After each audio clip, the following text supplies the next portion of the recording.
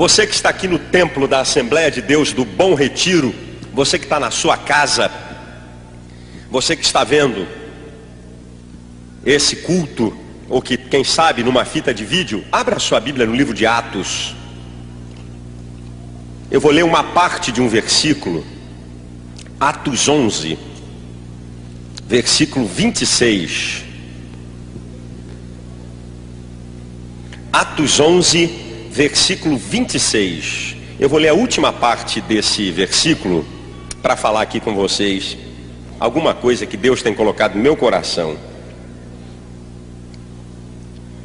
É a última parte do versículo que diz assim: em Antioquia foram os discípulos pela primeira vez chamados cristãos. Em Antioquia foram os discípulos pela primeira vez chamados cristãos. Bem, nessa noite eu quero falar aqui com vocês sobre 4 tipos de pessoas que estão na igreja. Eu não vou falar sobre 4 tipos de cristãos. Não. É 4 tipos de pessoas. Eu espero que tanto você que está aqui nesse templo, quanto você que está em casa, você não esteja incluído no primeiro grupo, no segundo grupo, nem no terceiro grupo. Eu espero que você esteja incluído lá no 4º grupo. Agora, pode ser que amanhã venha um pastor ou alguém e diga que existem 7 tipos de pessoas na igreja. Não tem nenhum problema.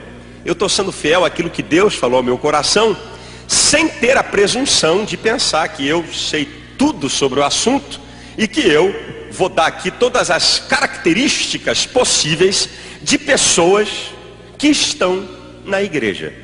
Não tenho presunção para isso. Mas eu quero falar de 4 tipos de pessoas que estão na igreja.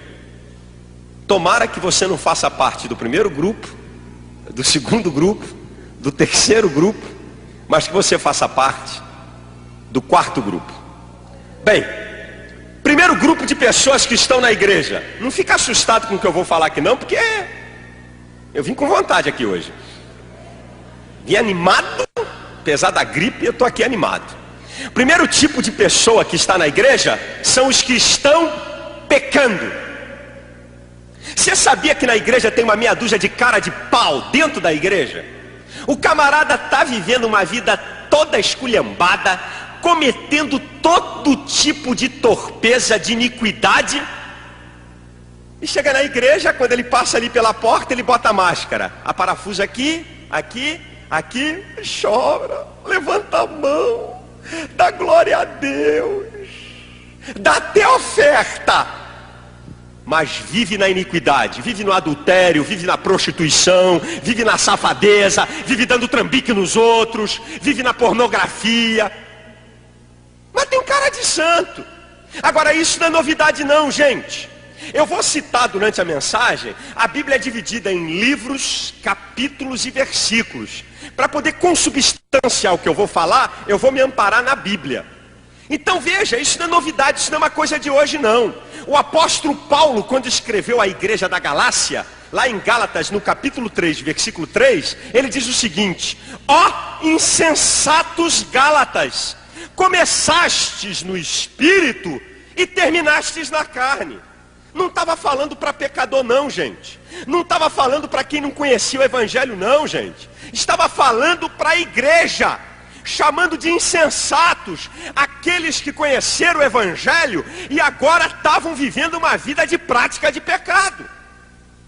Depois, lá no capítulo 5 do mesmo livro, o apóstolo Paulo vai dar uma relação de iniquidades que estavam dentro daquele âmbito daquela igreja. A partir do versículo 16, ele vai começar a falar, e na altura do 19 ele vai dizer assim: olha, as obras da carne são manifestas, as quais são prostituição, impureza, lascívia, ira, peleja, dissensão, feitiçaria, glutonaria, bebedice, e vai por aí afora. É uma lista grande de pessoas que estavam dentro da igreja e vivendo uma vida de pecado. Você quer ver que isso não é um problema novo? A igreja da excelência dos dons espirituais na Bíblia é a igreja de Coríntios. Tinha um problema grave lá. Em 1 Coríntios, no capítulo 5, olha o que o apóstolo Paulo vai dizer para aquela igreja. Eu ouço falar que há fornicação entre vós, e fornicação tal, que nem ainda se ouve falar que existe entre os gentios, de quem abuse da mulher do seu pai. Desculpa a expressão, o bicho estava pegando. O negócio estava feio. Tinha gente dentro da igreja abusando da mulher do pai. Aí o apóstolo Paulo vem com um porrete do tamanho de um bonde e sacode a moçada. Aí ele vai dizer: estais inchados na vossa carnal compreensão, que vocês não se entristecem por isso.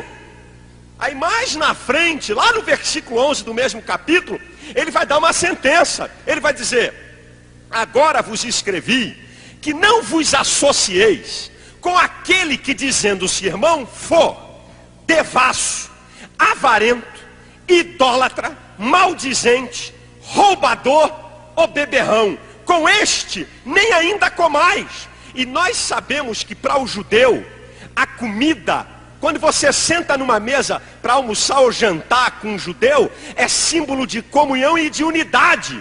O apóstolo Paulo está dizendo: esses cara de pau que estão dentro da igreja com cara de santo, de fachada, cometendo todo tipo de pecado, com esse nem se comunique.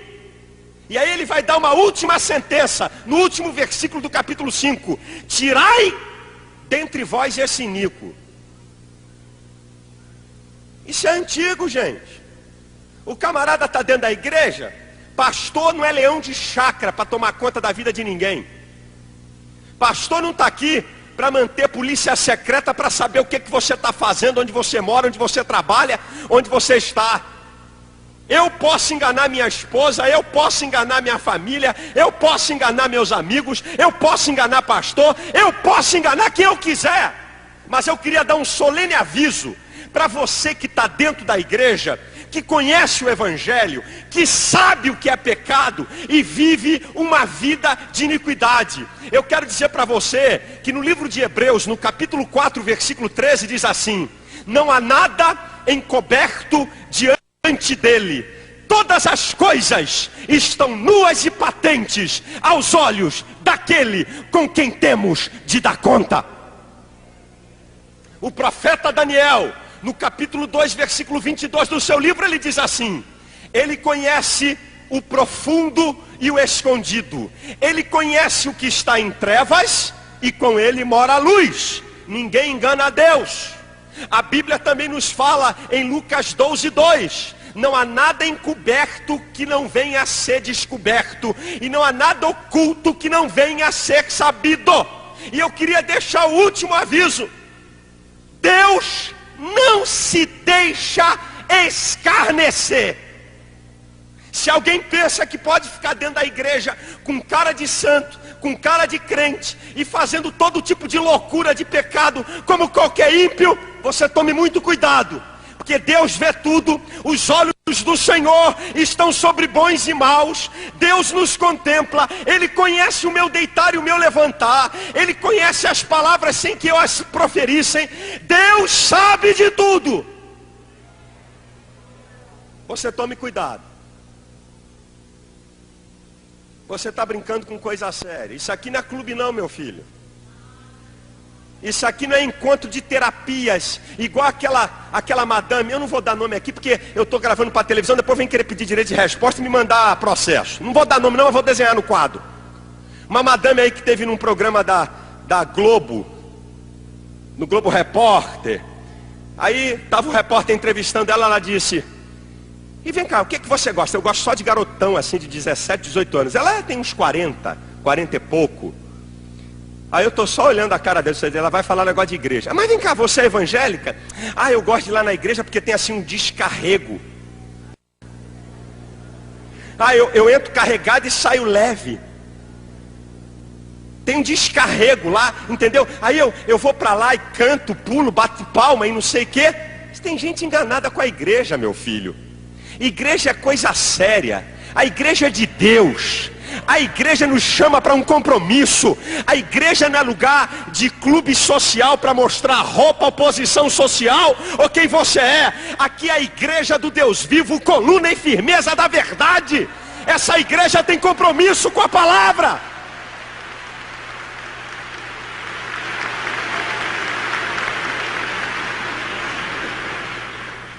O camarada quer Deus, o mundo e o diabo também. Aí é que tem muita gente enganada com o evangelho. Tem muita gente enganada com a igreja.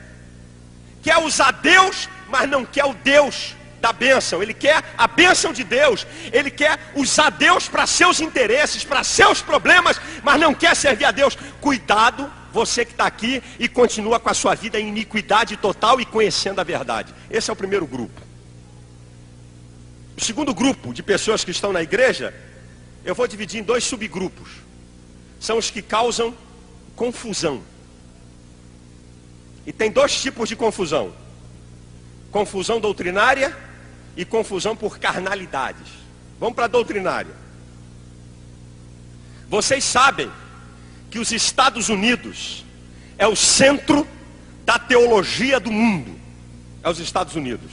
Mas também é o centro do besteirol teológico do mundo. Lá é o centro da teologia do mundo, mas também é o centro do besteirol teológico do mundo. As duas coisas estão lá nos United States of America. E nós de vez em quando engolimos esse besterol e colocamos aqui dentro da igreja. Deixa eu falar alguns deles. O primeiro, maldição hereditária. Camarada vem dizer aqui, crente há 20 anos na igreja, tem um problema. Aí chega uma turma dessas, olha, eu acho que o seu avô fez aí um negócio grave, era um camarada perverso, e Deus amaldiçoou ele, passou para o taratatá, depois para o tarará, para o tri, para o bi, para o avô, para o pai, chegou até você, meu filho. Aí olha a mistura que estão fazendo. Misturam hipnotismo, psicanálise, terapias de vidas passadas, que é espiritismo puro. Vamos fazer uma regressão. Gente mexendo com o inconsciente das pessoas, que é uma área dificílima, que nem todo terapeuta quer mexer, que é uma coisa muito perigosa. Aí dentro da igreja uma mistura de ciência, de besteira, de bobagem. Vamos regredir para ver onde é que está a maldição. Regride o camarada até 10 anos. E não é aqui não. Já tem um ano, também não é aqui não. Vamos regredir ele até o ventre. Aí vem o diabo, que é safado sem vergonha, com uma história de terapia de vida passada. Aí os evangélicos, abre e fecha aspas para evangélicos, fazem regressão até o ventre. Aí vem o diabo safado, faz regressão há 500 anos atrás. E nós estamos caindo nessa besteira. Olha, tem alguma maldição na sua vida, por isso que a sua vida não anda dando certo, rapaz. Você é crente há tanto tempo, tem uma maldição hereditária. A minha Bíblia diz em 2 Coríntios, no capítulo 5 e no versículo 17: se alguém está em Cristo, nova criatura é. As coisas velhas se passaram, eis que tudo se fez novo.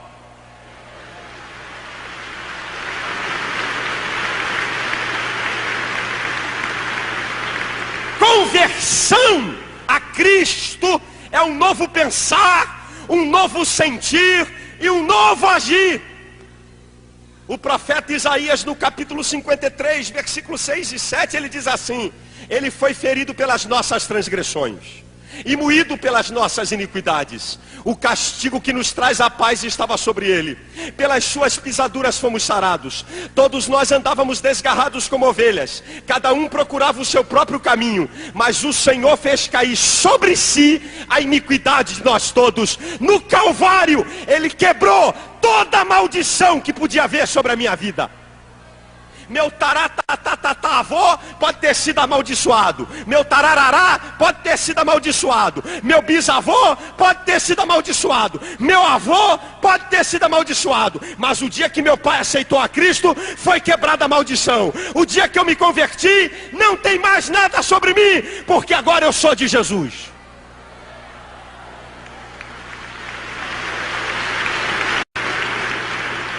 Dois camaradas na Bíblia que tinham que fazer regressão, porque o caso deles era coisa séria. Um José. Eu nunca vi um camarada tão azarado quanto José. Para quem olha na visão humana é normal. Não estou falando da visão espiritual do que estava acontecendo. Vendido pela família. Já pensou teus irmãos se reunirem e venderem você, hein? Tá valendo cinquentinha. Vendido pela sua família. Traído na casa de Potifar por uma mulher que não valia nada, mofa na cadeia. Esse camarada é muito azarado, devia ter um monte de complexo. Ai, vamos fazer uma regressão, porque coitado, José está tão cheio de complexos, tão cheio de problemas emocionais, tantas perdas, tantas coisas. Lá no capítulo 50 de Gênesis, você vai ver que José dá o nome dos filhos dele de Manassés e Efraim. Sabe o que significa? Esquecimento e prosperidade. O que passou, apaga. O que vale é daqui para frente. E o outro é o apóstolo Paulo. Esse então era para fazer. Esse devia de ser um camarada cheio de complexo, porque ele perseguiu cristãos. Ele botou para quebrar em cima de cristãos. Ai, eu estou com remorso. Mandei apedrejar crentes, consenti na morte de gente. Ai meu Deus, esse tem que fazer alguma terapia de regressão.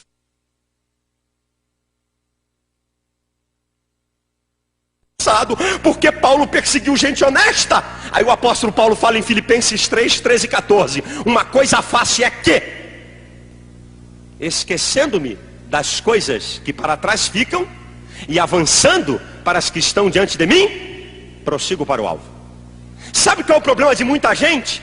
É que fica com minhoca na cabeça pensando bobagem. Aceita o conselho de Paulo em Filipenses 4:8. Quanto ao mais, irmãos, tudo que é honesto, tudo que é verdadeiro, tudo que é puro, tudo que é amável, tudo que é de boa fama, se há algum louvor, se há alguma virtude, nisso pensai. Não fica alimentando o teu pensamento, a tua memória, o teu coração com bobagem. O sangue de Jesus já quebrou toda a maldição contra a tua vida.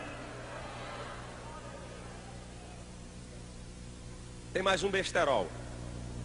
Um camarada aqui no Brasil teve nos Estados Unidos no movimento Crescendo em Graça.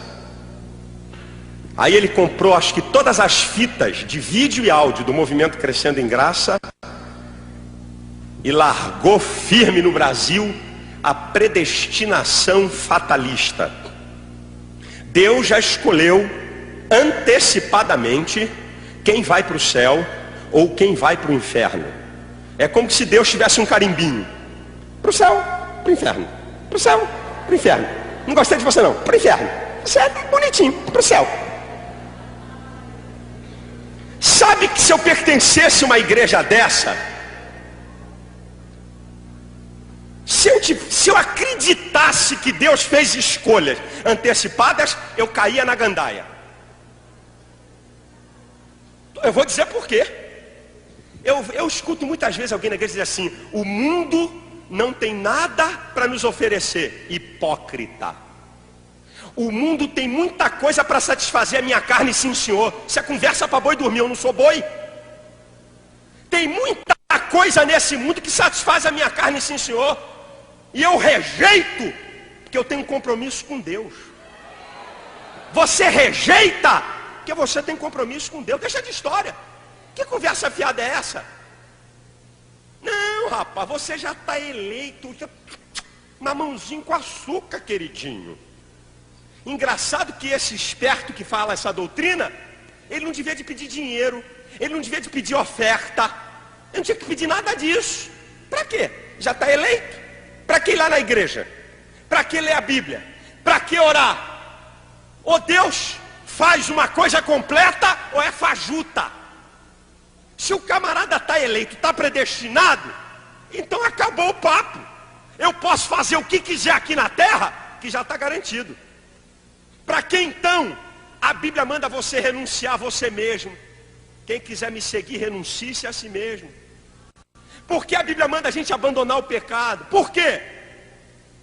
Só porque Deus resolveu escrever alguma coisa? Eu quero que você faça isso, está acabado. E pronto.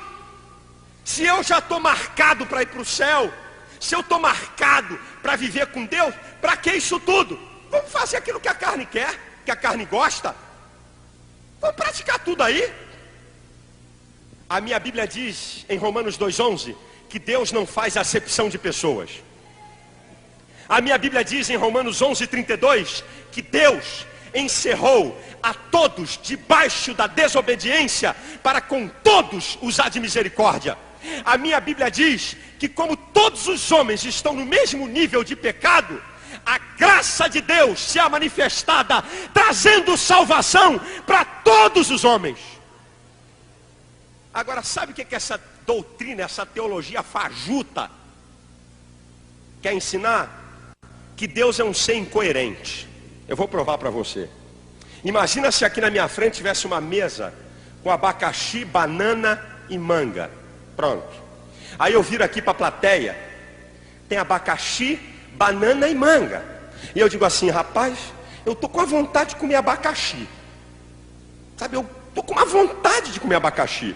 Aí pega uma banana. Mas sabia que eu tô com vontade de comer abacaxi? Descasco a banana e começa a comer a banana e continuo dizendo que estou com vontade de comer abacaxi. Das duas, uma. Você dizer, ou ele está de brincadeira, ou ele é maluco. Porque ele diz que quer comer abacaxi. Tem abacaxi, ele quer comer banana? Essa doutrina quer fazer de Deus um ser ilógico. A Bíblia fala em 1 Timóteo 2,4 que o desejo de Deus é que todos os homens se salvem. Então Deus deseja salvar todo mundo, mas já fez uma escolha prévia. Sabe para quem é salvação? Não é para um grupinho de privilegiado, não. Em Hebreus capítulo 5, versículo 9 diz assim: Ele veio a ser a causa de uma eterna salvação para todos que lhe obedecem. Salvação é para quem obedece a Deus. E eu podia citar tanta coisa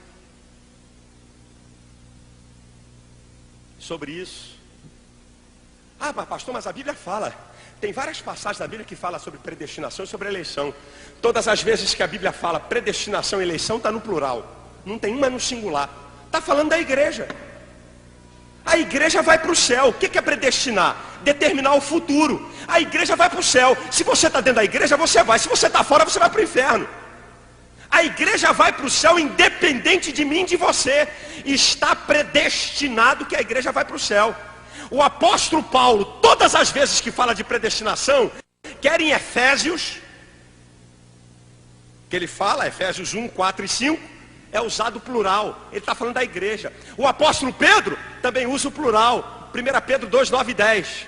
Vós sois a geração eleita, o sacerdócio real, a nação santa.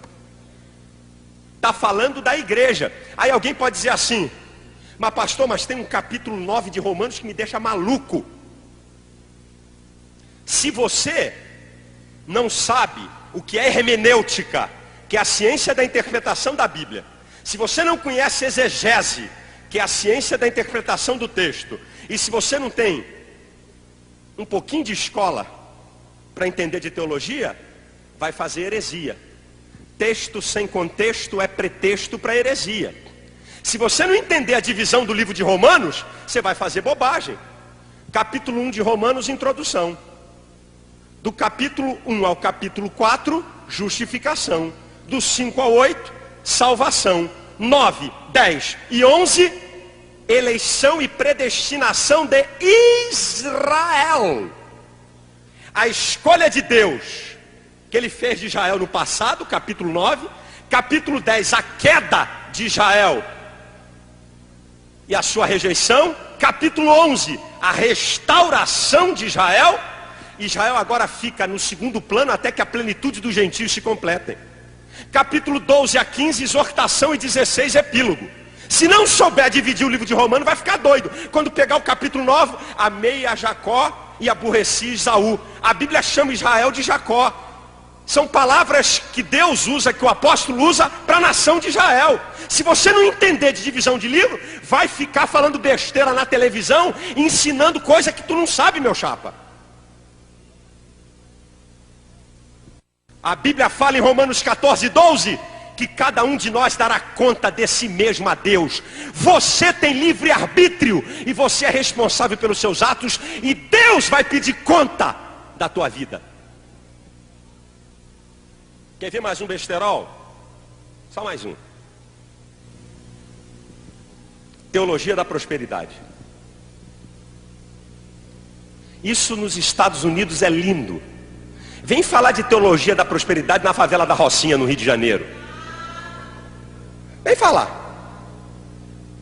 Teologia da prosperidade na América, 10. A pujança econômica. O maior país capitalista do mundo. Pô, está adequado. Agora vem falar de teologia da prosperidade no Zâmbia, na Angola, Guiné-Abissal. Qual é a favela mais violenta aqui de São Paulo, hein? Jardim? Jardim Ângela? É?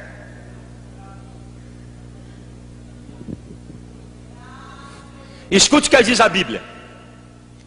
Provérbios 22:3 diz assim: o rico e o pobre se encontraram, e ambos fez o Senhor. Sabe, deixa eu dizer um pouquinho da teologia da prosperidade. Sabe o que ela diz? E tem igreja no Brasil que segurou esse negócio com uma força que não é brincadeira. Sabe o que diz a teologia da prosperidade? Olha, querido, se está acontecendo algum problema na sua vida, se você não consegue as coisas, se você não é bem sucedido, ou porque você não crê, ou porque tem algum problema na sua vida. Você está mal financeiramente, você não tem fé. Isso é uma afronta, gente. Isso é uma afronta. Não, o que você pedir, Deus dá. Não, rapaz, você não tem porque você não tem fé. Você é um incrédulo.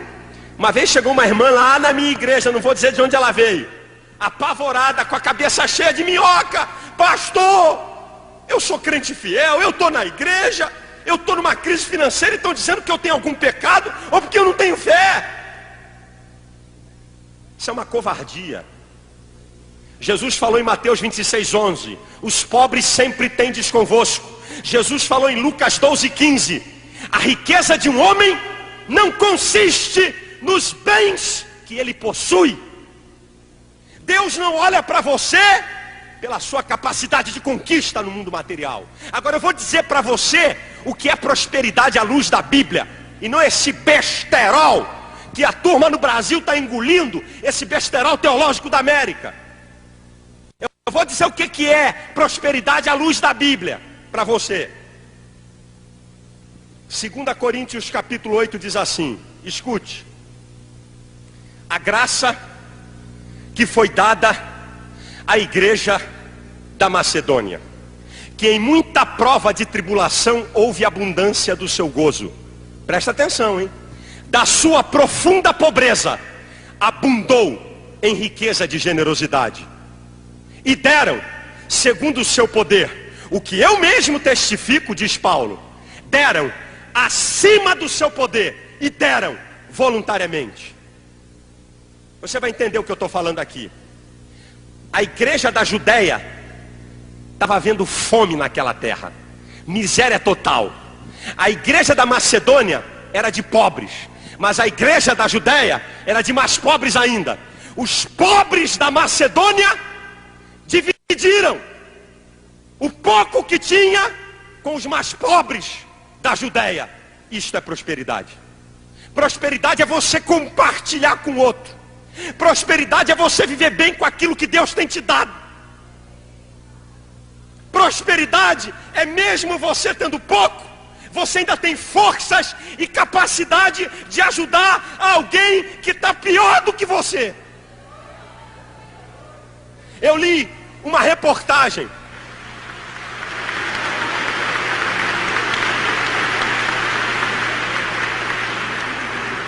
na guerra do Vietnã.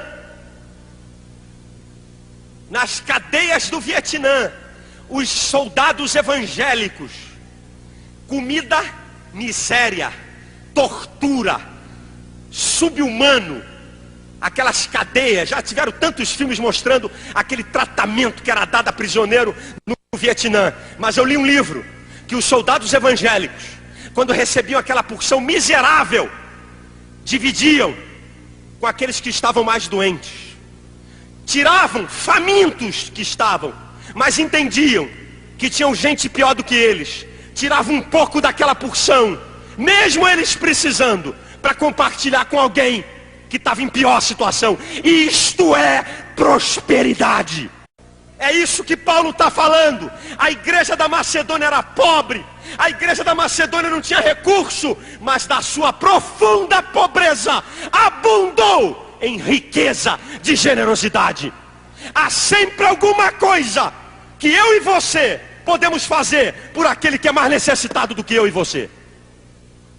Prosperidade não é ser rico nem milionário, porque há muito rico dando tiro na cabeça, e há muito rico se jogando de cobertura. Prosperidade é você viver alegre, cheio de paz, cheio de felicidade, mesmo morando numa casinha simples, mesmo pegando ônibus, mesmo vivendo em dificuldade, você tem alegria, você tem prazer de viver. Isso é prosperidade.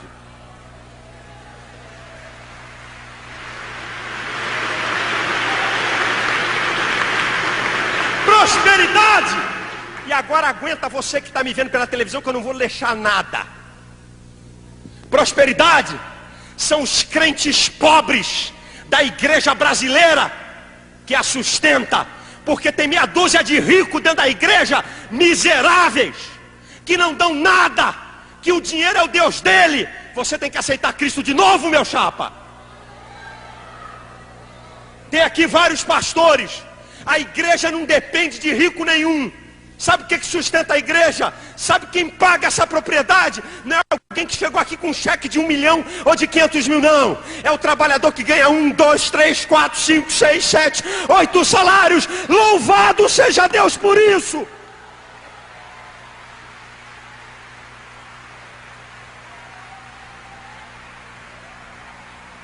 Eu lamento que no meio da igreja brasileira há uma meia dúzia de rico cara de pau sem vergonha, que quer usar o dízimo e a oferta para dominar pastor.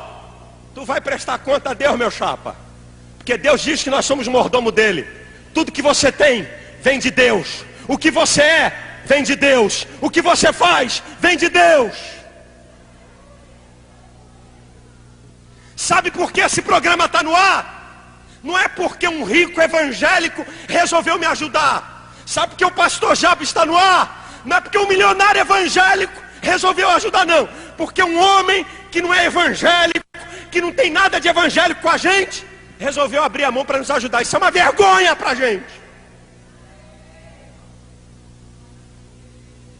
Senão eu já tinha saído do ar. Eu fico com vergonha de dizer isso, mas Deus usa quem Ele quer. Porque se a obra é dele, Ele faz do jeito que Ele quer. E se nós não clamarmos, as pedras vão clamar. Deus levanta quem Ele quer para cumprir o seu desígnio. Terceiro tipo de pessoa. Primeiro, os que estão pecando.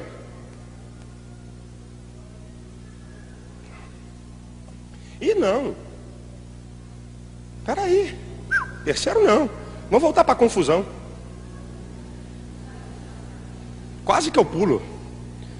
Confusão doutrinária e confusão por carnalidade. Esse é um outro grupo que está na igreja. O camarada está na igreja só para arrumar confusão, para falar da vida dos outros, uma língua do tamanho de uma trapa. Quando morrer, o caixão maior para a língua, o menor para o corpo. Tem que arrumar dois, um só não cabe. Um caixão bem grande para o linguaço do cabra.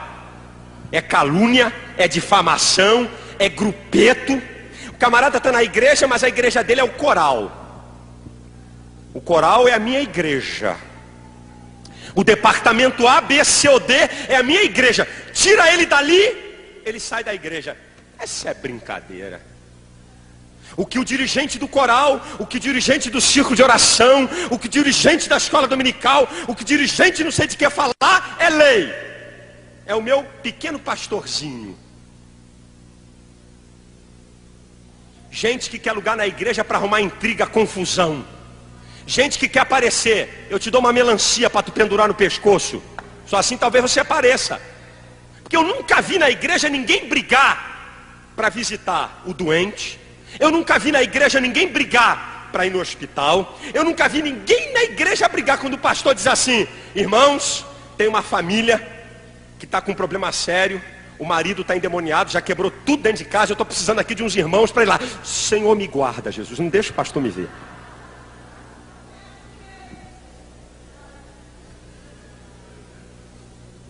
Agora, para aparecer tem briga. Porque eu não cantei, porque eu não falei, porque meu nome não foi citado, porque eu não toquei. Para bobagem tem briga. Para coisa importante não tem não. Para evangelizar ninguém briga, mas para aparecer briga.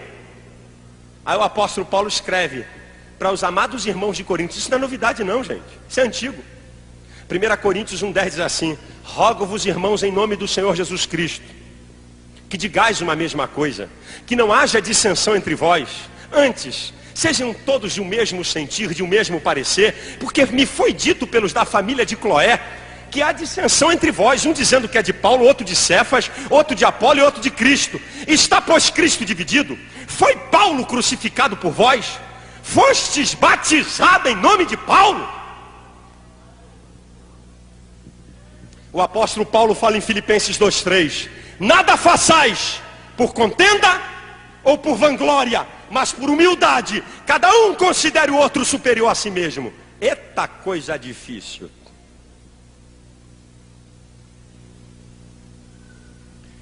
Irmãos, a igreja, oh Deus, se eu pudesse fazer com que todos os crentes desse Brasil assistissem esse programa.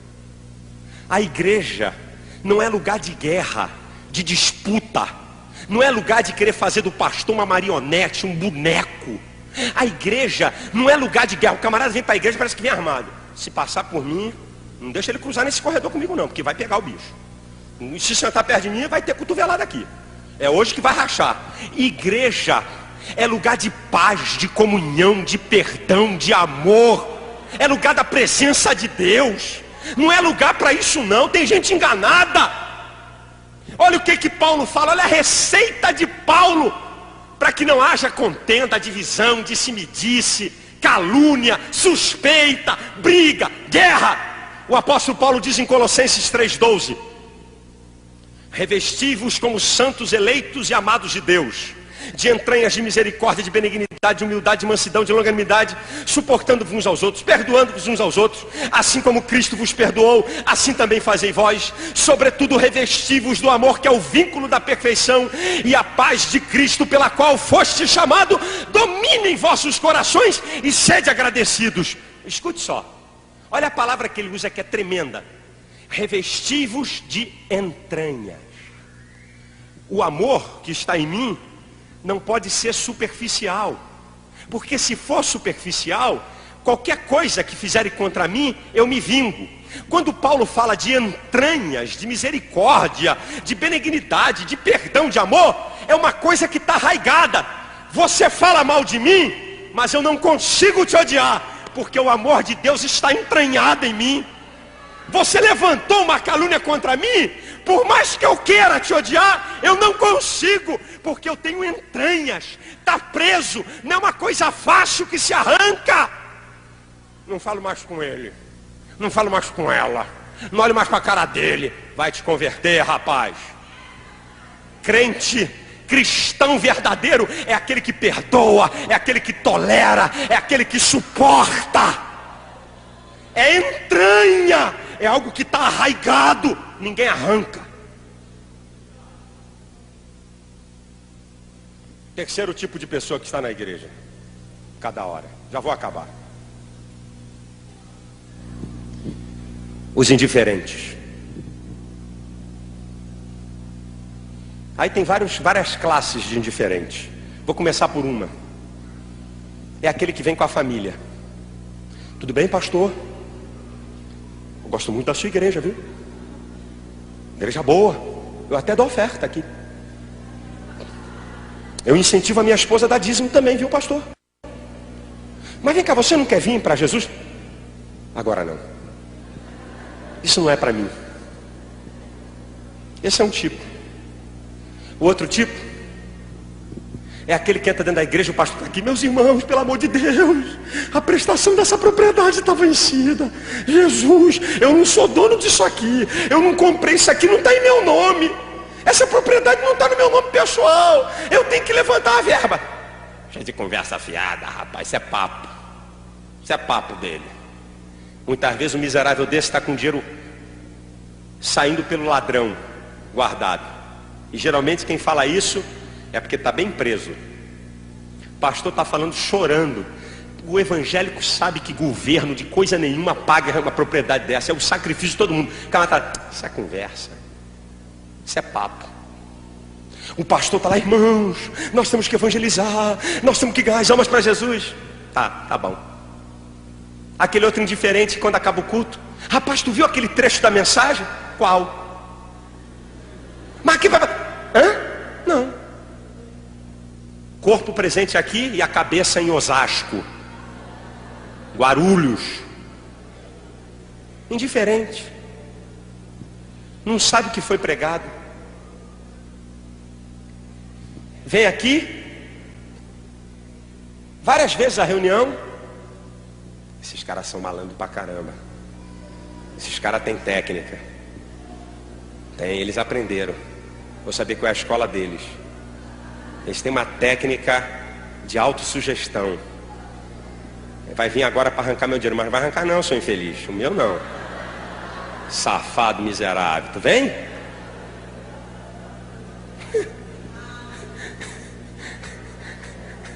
Está dentro da igreja. Quer ver um outro tipo de indiferente? Para mim tudo isso é indiferente. Porque ele não se importa. O camarada vem para a igreja, parece que pagou ingresso. Senta no banco, eu quero show. Por favor, um louvor de alto nível. Coral afinadíssimo. Só quero ouvir Caleb para cima. Só quero ouvir os cantores do primeiro time. E outra, pastor, eu quero uma mensagem que eu nunca ouvi na minha vida. Não gostei desse coral não. Esse pastor não falou hoje muito bem não. Porque teve uma conjugação verbal. Que ele errou na conjugação verbal. Ele errou na língua porque ele disse para mim, não para eu. Não gostei. Pagou ingresso para estar aqui, filhinho? Você é coparticipante. O que está acontecendo aqui, você é responsável também. Você não vem para a igreja para assistir show, não. Tem um monte de lugar no Brasil para você assistir show. Você veio aqui para participar de um culto ao Deus vivo, ao Senhor dos exércitos, ao Deus grande.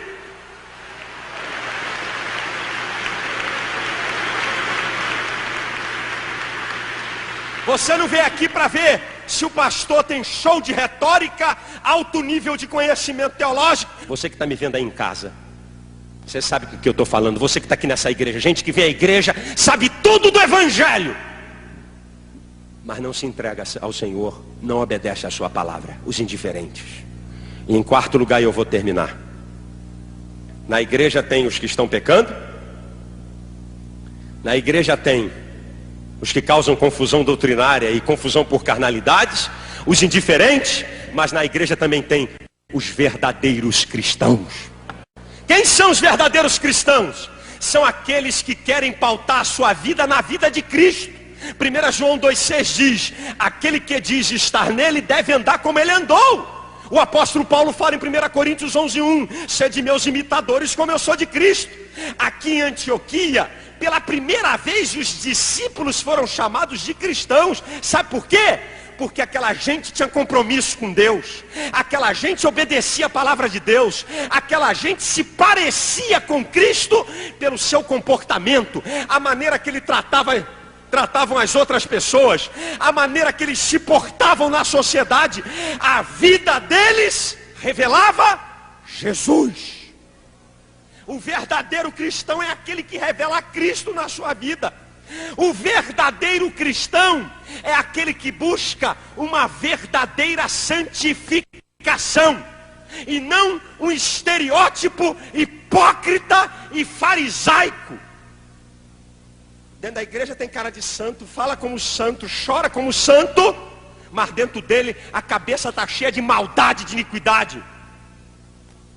Camarada, que a santidade é a roupa, o estereótipo é que diz se é santo ou não. Criaram na igreja do Brasil uma sociedade com dualismo e com caráter deformado. Não, na igreja não pode não, lá fora pode, mas aqui não pode não. Conversa fiada, você tem que andar aqui como você anda lá fora. Você tem que falar aqui o que você fala lá fora. O verdadeiro cristão não é mascarado, não tem duas caras, é sim, sim, não, não. O verdadeiro cristão, sabe o que é santificação? É o desejo de cada vez estar perto de Deus e cada vez mais longe do mundo. O verdadeiro cristão que está dentro da igreja é aquele que não se conforma com este mundo. Como é que a gente, irmãos, como é que a gente pode se conformar com uma sociedade libertina e podre como essa, gente? Olha, queridos, eu quero dar um alerta aqui a vocês. Eu na universidade ouvi muitos professores falarem isso. A minha esposa agora está fazendo uma pós-graduação em psicoterapia da família. Professor não é evangélico, professor não tem nada de Deus. PhDs, doutores na área de ciências humanas estão dizendo: a maior praga da sociedade hoje é a televisão. Tem substituído a figura do pai, a figura da mãe. A família nuclear, pai, mãe e filhos, tem sido violentada por uma libertinagem sem freios. As nossas crianças estão sendo educadas por símbolos sexuais, gente. Como é que eu posso me conformar com um negócio desse? Símbolos sexuais. O Brasil está confundindo liberdade com libertinagem. As maiores democracias do mundo, liga a televisão, nos países mais democráticos do mundo, não aparece mulher pelada meio-dia, 2 horas, 5 horas, 6 horas.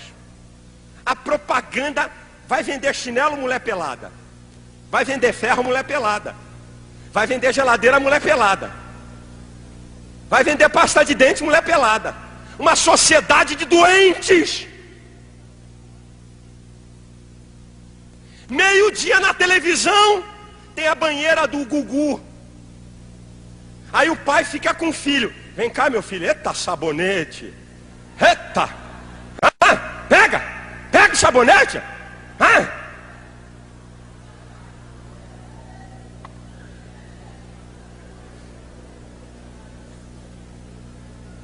Eu nunca vi mulher feia na banheira do Gugu. Eu só vejo avião lá. É o camarada e o garotinho de 12 anos vendo. E papai, que sabonetão, né? É o Xuxi do Faustão. De tarde na televisão brasileira. E nós, os crentes, estamos vendo essa besteira toda. E de noite, a gente quer que o fogo caia na igreja.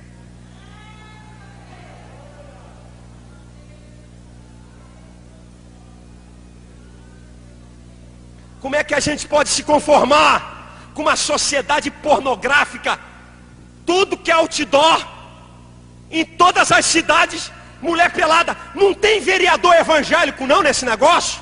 Não tem deputado evangélico? Para que vocês foram eleitos? Para empregar a família?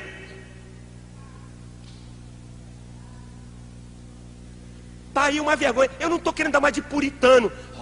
Eu não olho para nada, viu? Eu estou num convento, enclausurado.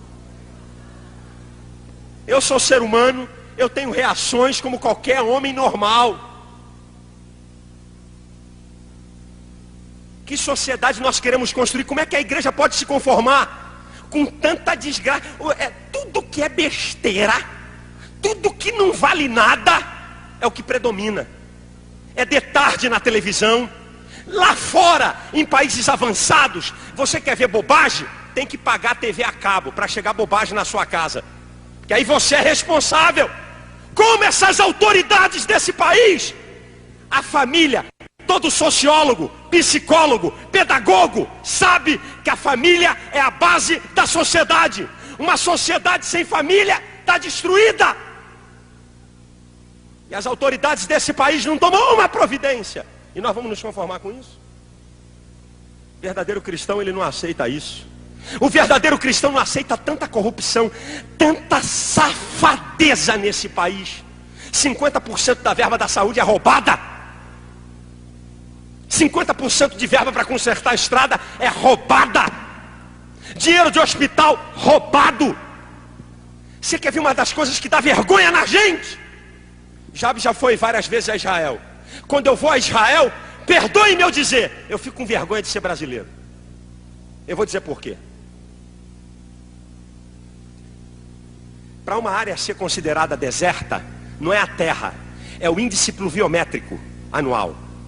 Se eu não estou enganado, abaixo de 20 milímetros de chuva anuais, é considerado uma área deserta. Não é propriamente a terra, é a questão da chuva. Israel é um deserto. É o maior produtor agrícola do Oriente Médio, o terceiro produtor mundial de flores. O Brasil tem água para jogar fora. No Nordeste tem um lençol freático. Mas essa cambada de político safado, corrupto, que com aquele negócio de obras contra a seca, de frentes de trabalho contra a seca, mantendo aqueles miseráveis com um salário que não vale nada em troca de voto. O problema do Nordeste desse país já podia ter sido resolvido há muito tempo, gente. E nós, evangélicos, muitas vezes estamos votando nessa cambada de pilantra e de sem vergonha. Nossos irmãos aí do Nordeste, esse programa vai para o Nordeste, estou falando com você mesmo. As caras deles são as mesmas. E um dia eu vi uma alta autoridade desse país dizer, não caiu chuva, né? Temos que pedir a São Pedro para mandar. A terra do Nordeste é fértil. É só ter um projeto de irrigação. Como é que eu, como igreja, vendo uma calamidade dessa, uma desgraça dessa, vou ficar satisfeito? Tanta criança abandonada. Aí vem o governo no carnaval, não vai passar. Usa a camisinha. Se ele vir, diz que não dá.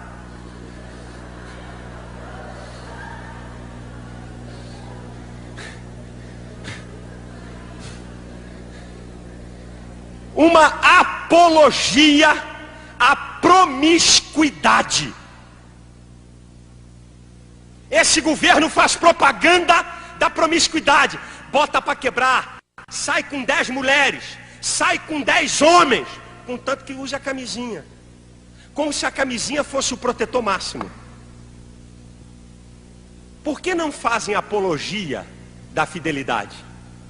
Porque quem é fiel à sua esposa e quem é fiel a seu marido, não tem problema de se preocupar com a AIDS. Porque a AIDS, em primeira instância, é produto da promiscuidade. Depois, questões médicas, seringa e bababá, transfusão de sangue. Mas a causa principal da AIDS é a promiscuidade, que vive essa sociedade longe de Deus.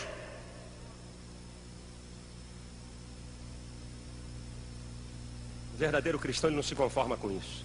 Ele não compactua com isso. O verdadeiro cristão, e eu vou terminar, ele tem objetivos definidos.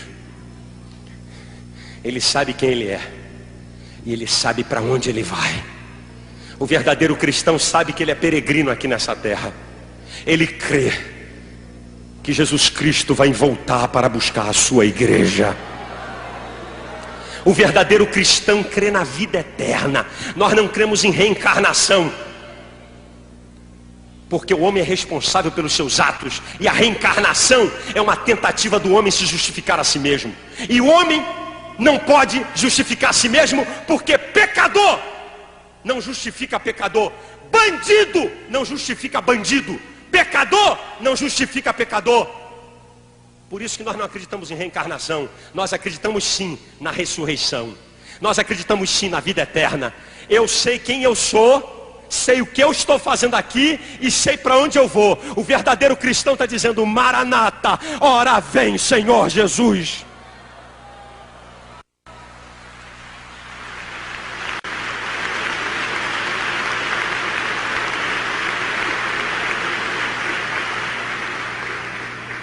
O verdadeiro cristão, apesar da crise, da dificuldade, isso é uma coisa linda que essa sociedade não conhece, Jabes, que o homem aí fora não vê. O crente, o verdadeiro cristão, apesar da luta, do desemprego, de todas essas mazelas sociais, ele bate no peito e diz: eu sei em quem eu tenho crido. Eu sei que essa minha tribulação não é para sempre. Eu sei que eu tenho um Deus. Ele vem para a igreja alegre. Que tipo de pessoa é você? Você vai perguntar do lado direito e do lado esquerdo. Só perguntar sem resposta. Cada um responda para si. Os que estão pecando, os que causam confusão, os indiferentes e os verdadeiros cristãos. Pergunta na direita e na esquerda. Só pergunta, ninguém precisa responder. Que tipo de pessoa é você?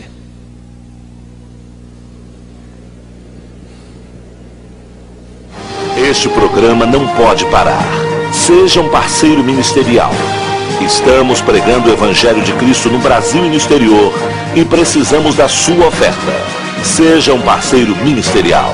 Ligue para a 0 operadora 21 21 87 7000 ou envie-nos uma oferta para Associação Vitória em Cristo, Banco Bradesco, agência 0663-7, conta corrente 92177-7. Que Deus te abençoe.